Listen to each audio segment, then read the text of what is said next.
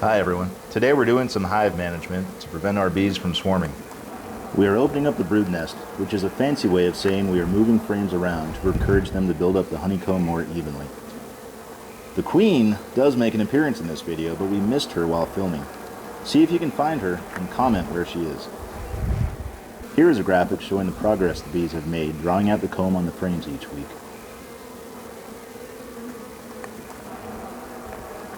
By week 5, we moved a couple of the empty outer frames to the inside.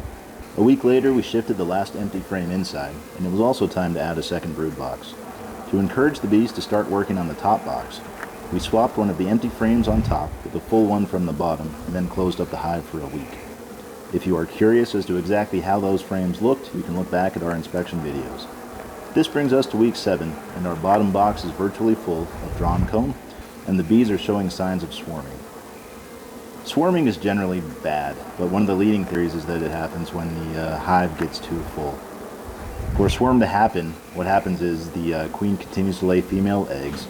The workers raise the female eggs to be queens by feeding them royal jelly and putting them in the drawn-out queen cells. Prior to the new queens hatching, the old queen will get skinny, lose a little bit of weight with the encouragement of the workers, and leave the hive with about half of the workers in order to form a new hive. Meanwhile, back at the old hive, the queens hatch. The first one to hatch generally goes around and kills her sister, so she's the only queen in the hive. She'll do her mating flight, she'll be impregnated, she'll come back, and she'll be the new queen in the hive.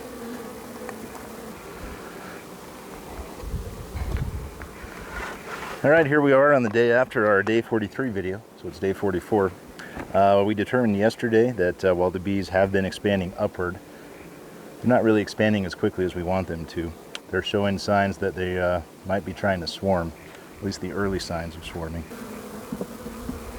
Here are some examples of those queen teacup cells. As you can see, they kind of look like drone cells, but usually the opening is not coming out of the frame. Instead, it's 90 degrees off to one of the sides. If they decide to turn these into full queen cells, they'll grow them out much longer. They'll get long and textured, looking kind of like the shell of a peanut or certain types of mushrooms. Here's some drone cells for comparison. You can see they're a little bit shorter than those queen cells. The ones that were open a few seconds ago are coming out of the top of the frame. I don't know what the heck these are. I think they're drone brood, but I don't know why they're exposed. So the plan is to move some frames both around in the top and bottom boxes, and then to move some full frames from the bottom box into the top box, as well as some of the empty frames in the top box down to the bottom box. Kind of spread the load out. Alright. Because they're not. What if we flip this around? That's what I was thinking too, since it has a lot of pollen, because then we see the other side. This one's still pretty empty. Let's do like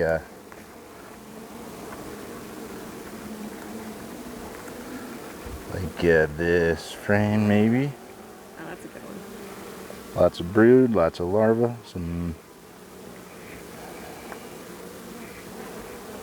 Let's move this into the other box.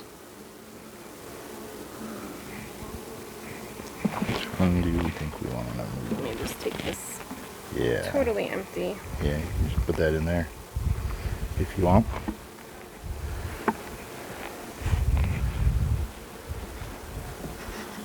If we put this like here,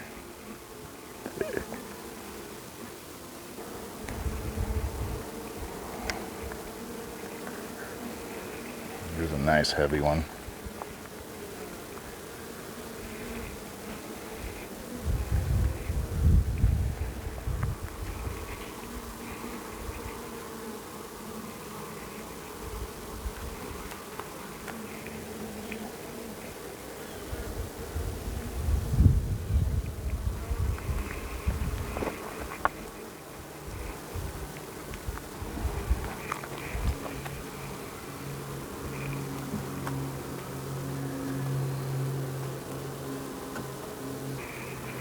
Do you want to just slide that back where we took that one from?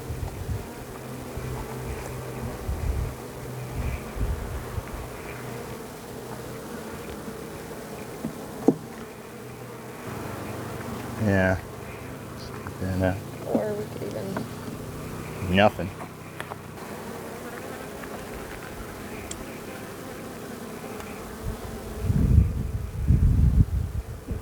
Look at all the little larvae.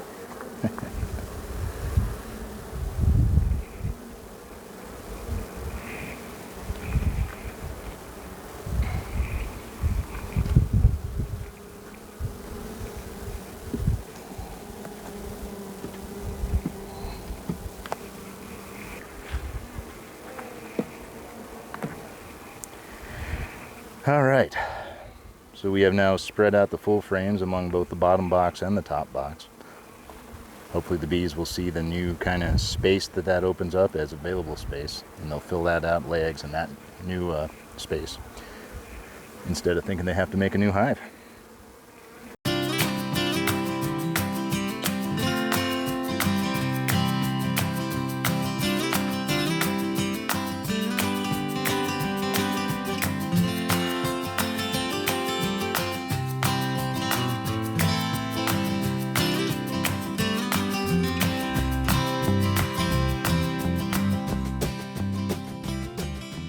Next week, we will see how the bees filled out the newly arranged brood boxes and check on those early queen cells.